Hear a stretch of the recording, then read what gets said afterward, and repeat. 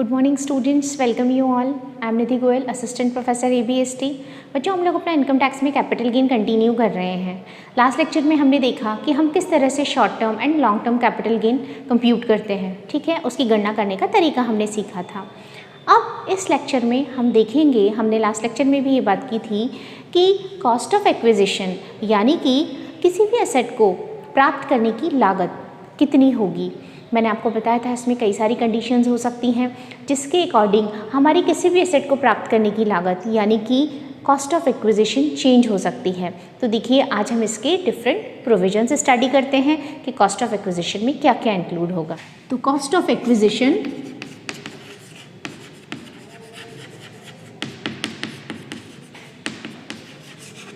Of a capital asset, यानी कि पूंजी संपत्ति को प्राप्त करने की लागत। पूंजी संपत्ति को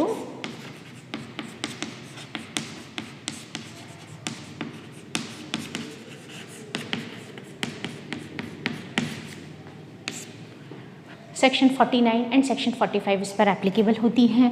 सेक्शन 49 एंड 45, ठीक है। तो सबसे पहले देखिए, फर्स्ट पॉइंट हमारा है संपत्ति को क्रय करने की लागत।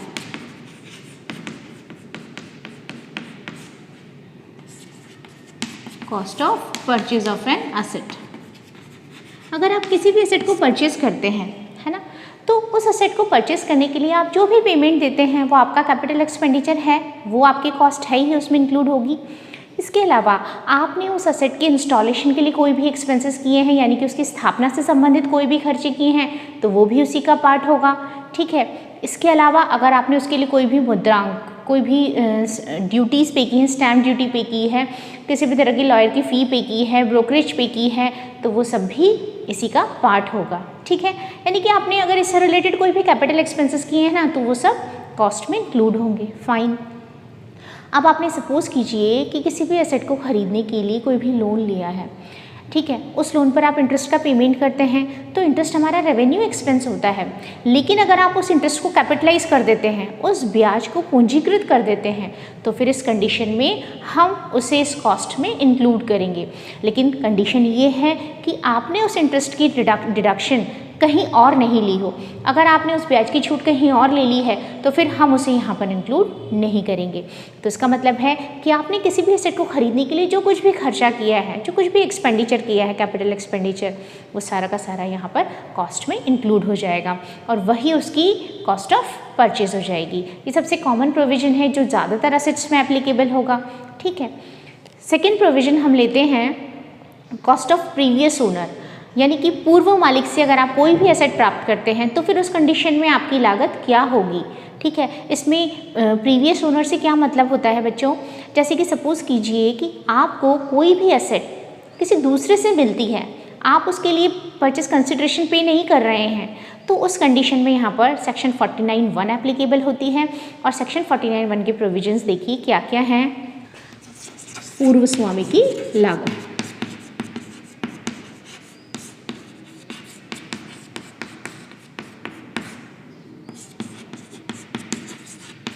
Cost of previous owner.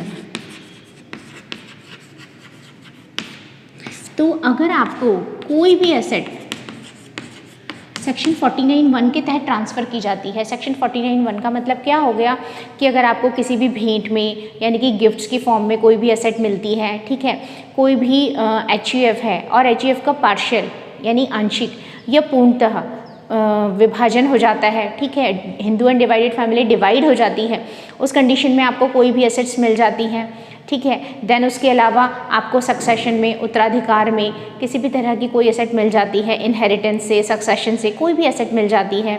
अगर आप कोई भी कंपनी अमलगमेट हो रही है, ठीक है, तो अमलगमेशन की कंडीशन में जो एकीकृत होने वाली कंपनी है ना, जो अमलगमेट हो रही है कंपनी, अगर वो अमलगमेटिंग कंपनी को, अमलगमेटर जो है यानी कि जो उसका एकीकरण कर रहा है। जैसे सपोज कीजिए ए और बी दो कंपनीज हैं, ठीक है, ए बड़ी कंपनी है, बी छोटी कंपनी है, बी ए में मर्ज हो रही है, बी क्या हो रही है, ए के साथ मिल रही है।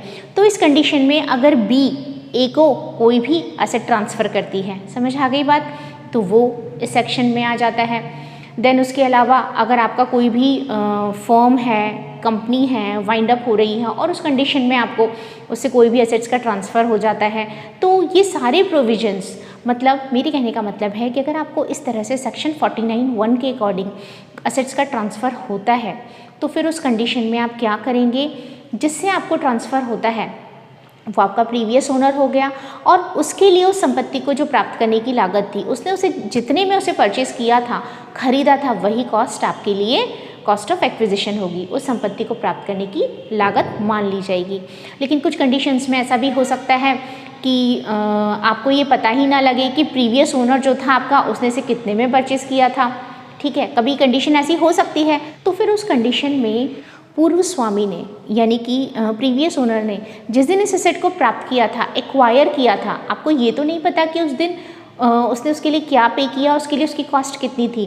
तो फिर उस कंडीशन में जिस दिन उसने इसे एक्वायर किया था, क्योंकि इसके तो डॉक्यूमेंट्स उसके पास डेफिनेटली होंगे, उस दिन का जो भी मार्केट वैल्यू होगा, बाजार मूल्य, वही उसको आपके लिए प्राप्त करने की लागत मान लिया जाएगा, ठीक है। जिस दिन प्रीवियस ओनर ने इस एसेट को प्राप्त किया था, एक्वायर किया था, उस दिन उस एसेट का मार्केट वैल्यू ही आपके लिए कॉस्ट ऑफ एक्विजिशन हो जाएगी।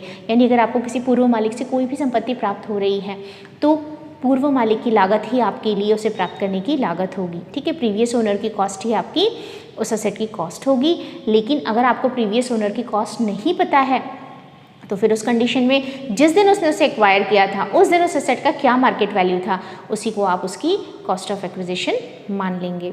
अगर हमारे प्रीवियस ओनर ने इसे 1 अप्रैल 2001 से पहले ही एक्वायर कर लिया था, प्राप्त कर लिया था, तो फिर अब ये आपकी असेसी की इच्छा पर डिपेंड करता है कि वो चाहे तो 1 अप्रैल 2001 का इसका मार्केट वैल्यू या फिर उसकी एक्चुअल कॉस्ट जो उसने उसके लिए पे की, दोनों में से जिसे भी चाहे उसे अपने लिए कॉस्ट ऑफ एक्विजिशन मान सकता है। मेरे भूतपूर्व स्वामी ने उसके लिए जितना पे किया, या तो मैं वो ले लूँ, सपोज कि जो उसने एसेट के लिए 5 लाख रुपए पे किया था वो, या फिर 1/4/2001 1 अप्रैल 2001 को हमने एक बेंचमार्क बना दिया, यानी एक आरंभिक बिंदु हो गया है ना, इनिशिएटिव है। यहाँ से हम स्टार्ट करते हैं कि इस दिन का आप किसी भी चीज़ को बेस मान सकते हैं और ये आपका उस दिन का मार्केट वैल्यू कंसिडर किया जा सकता है। तो अगर उसने इसके पहले खरीदा था तो आप उसे, या 1/4/2001 का मार्केट वैल्यू, दोनों में से जिसे चाहे उसे आप कंसिडर कर सकते हैं। और कॉस्ट तो आप जितनी ज़्यादा लेंगे आपको उतना ही फ़ायदा होगा, तो दोनों में से जो भी ज़्यादा होगा आप उसी को अपनी कॉस्ट ऑफ एक्विजिशन मान लेंगे, ठीक है, क्योंकि उस कंडीशन में आपके उतने ही गेन्स कम हो जाएंगे और उतना ही कम टैक्स आपको पे करना पड़ेगा। तो समझ आया, प्रीवियस ओनर का पॉइंट इंपॉर्टेंट है। अगर आपको प्रीवियस ओनर से कोई भी एसेट मिलती है तो प्रीवियस ओनर की जो कॉस्ट है वही आपके लिए कॉस्ट होगी। अच्छा, इसमें ऐसा भी हो सकता है कि एक एसेट को कई बार ट्रांसफ़र किया गया हो। सपोज़ कीजिए कि मिस्टर ए ने मिस्टर बी को एसेट ट्रांसफ़र की, फिर बी ने उसे सी को गिफ्ट कर दिया, फिर सी ने उसे मिस्टर वाई को गिफ्ट कर दिया। अब इस कंडीशन में वाई क्या करेगा, वाई का मतलब डी से नहीं है, वाई के लिए प्रीवियस ओनर कौन होगा, उससे जस्ट पिछला वाला नहीं, एक्चुअल जिस व्यक्ति ने सबसे पहले उस एसेट को परचेस किया था, यानी डी सी बी नहीं, ए। वाई किसे कंसिडर करेगा, ए ने उस एसेट को जितने पर खरीदा था वही उसके लिए प्रीवियस ओनर की कॉस्ट होगी। आई होप क्लियर, ये प्रोविज़न आपको क्लियर हो गया। अब अगला प्रोविज़न देखिए, ये बच्चों 1 अप्रैल 2001 को उचित बाजार मूल्य मानने का ऑप्शन आपके पास होता है। अगर आपने कोई भी एसेट 1 अप्रैल 2001 या उसके पहले परचेज़ की है तो फिर उस कंडीशन में आप उस एसेट के लिए कॉस्ट ऑफ एक्विजिशन 1 अप्रैल 2001 की मार्केट वैल्यू को ले सकते हैं। मैंने आपसे कहा कि हमने 1 अप्रैल 2001 को क्या कर दिया, एक बेस ईयर बना दिया, ठीक है। तो अगर आपने कोई भी एसेट 1 अप्रैल 2001 से पहले परचेज़ की है तो फिर उस कंडीशन में आपको 1 अप्रैल 2001 को उस एसेट को मार्केट वैल्यू मानने का अधिकार है। आप चाहें तो उसे 1 अप्रैल 2001 को जो भी उस एसेट का मार्केट वैल्यू है उसे आप उसकी कॉस्ट ऑफ एक्विजिशन यानी कि उसको प्राप्त करने की लागत मान सकते हैं। Fair market value FMV, fair market value on 1 अप्रैल 2001, है ना, यानी कि 1 अप्रैल 2001 को बाजार मूल्य को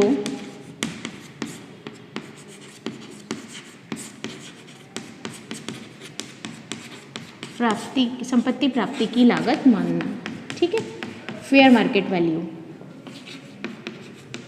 और ये कब एप्लीकेबल होगा? अगर आपने ये एसेट 1 अप्रैल 2001 से पहले परचेस की है तो फिर आप इस दिन का मार्केट वैल्यू जो है उसका कॉस्ट ऑफ एक्विजिशन कंसिडर कर सकते हैं। क्लियर? लेकिन बच्चों फिर इसमें एक बात और है, ऐसा नहीं है कि मैं हर एसेट के लिए ये एप्लीकेबल कर सकती हूँ कि 1/4/2001 का मार्केट वैल्यू ले लिया जाए। ऐसी जितनी भी एसेट्स हैं जिन पर डेप्रिसिएशन लगता है, जिन एसेट्स पर डेप्रिसिएशन लगता है उन पर हमें हमेशा शॉर्ट टर्म कैपिटल गेन होता है। ये ध्यान रखिएगा, जिन संपत्तियों पर मूल्यह्रास लगाया जाता है, डेप्रिसिएशन लगाया जाता है, उन पर हमें कभी भी लॉन्ग टर्म कैपिटल गेन नहीं होता है, ठीक है, उन पर हमें हमेशा शॉर्ट टर्म कैपिटल गेन होता है। तो इसका मतलब है कि जिन पर शॉर्ट टर्म कैपिटल गेन होता है उनके लिए आप 1 अप्रैल 2001 के मार्केट वैल्यू को उनकी कॉस्ट ऑफ एक्विजिशन नहीं ले सकते। तो हम यहाँ पर लिख सकते हैं एक्सेप्ट क्या? डेप्रिशिएटिंग एसेट्स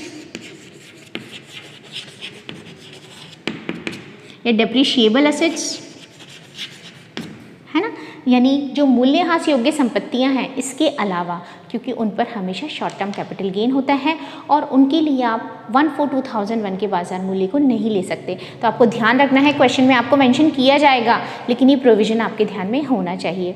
इसके अलावा हमारी कुछ एसेट्स ऐसी हैं जिसके लिए हम 1/4/2001 के मार्केट वैल्यू को नहीं ले सकते, जैसे कि इसमें हमारी गुडविल आती है, ट्रेडमार्क आता है, टेनेंसी राइट्स आते हैं, है ना। गुडविल यानी ख्याति, ट्रेडमार्क व्यापारिक चिन्ह आपका होता है, ठीक है, किराएदारी अधिकार हो गए, टेनेंसी राइट्स हो गए, लूमार्स हो गए, आपके रूट परमिट हो गया।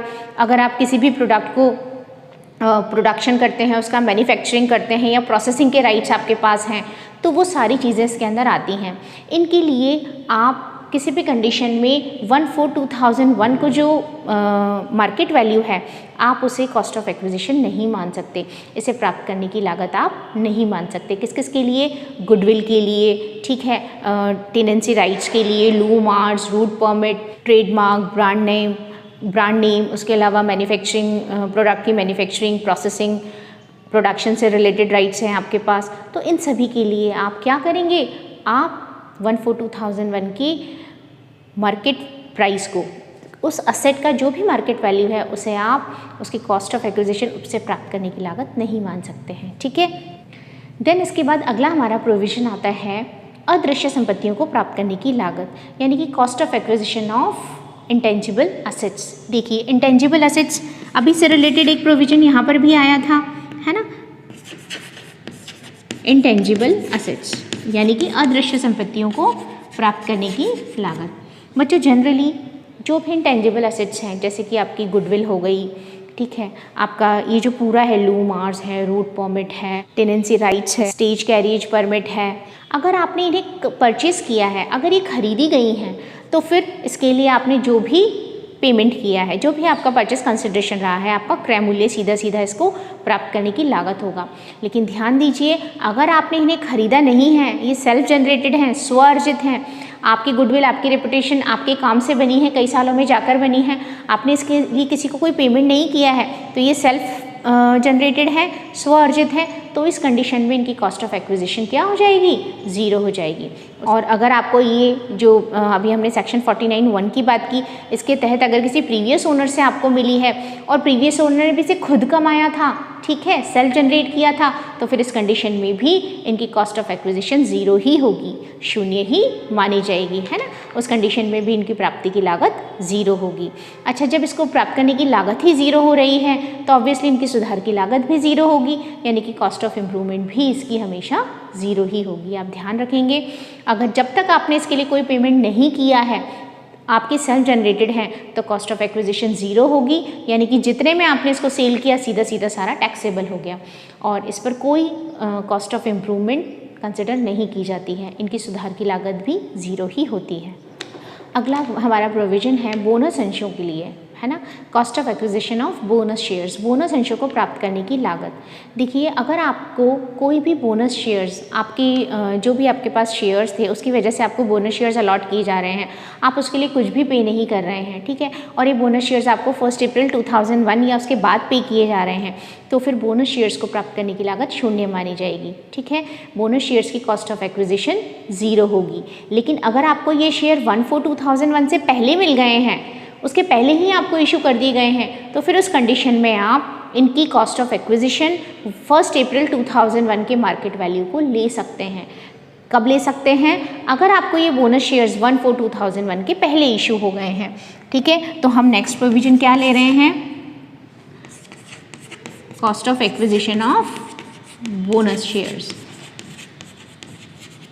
यानी बोनस अंशों को प्राप्त करने की लागत। तो जनरली अगर आपको बोनस शेयर्स के लिए कुछ पेमेंट नहीं करना पड़ रहा तो कॉस्ट ऑफ एक्विजिशन 0 है।